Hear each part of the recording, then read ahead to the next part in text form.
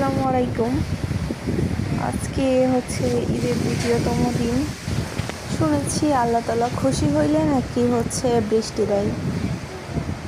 তো হচ্ছে তাছাড়াও আল্লাহ যা করে ভালোর জন্যই করে। তো কালকে যদি এই বৃষ্টিটা হতো এই সময়ে, তাহলে কোরবানির গরু নিয়ে অনেক মানুষ ঝামেলায় পড়ে যেত।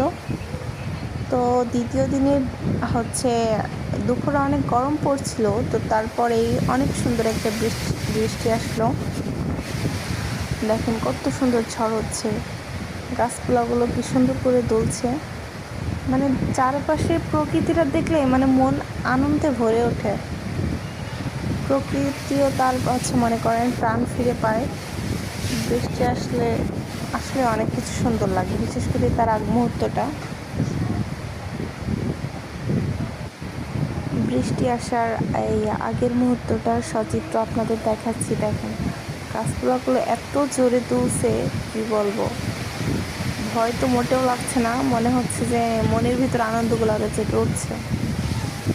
মাশাআল্লাহ, আল্লাহ তাআলার কাছে শুকরিয়া আদায় করি যে আমার প্রত্যেকটা দিন এবং আমার হচ্ছে আল্লাহর বান্দার প্রত্যেক দিনগুলো যাতে ভালো কাটে, এটাই আজকের এই দিনটা আপনাদের মাঝে স্মরণীয় করে রাখলাম ভিডিও ক্যাপচারের মাধ্যমে।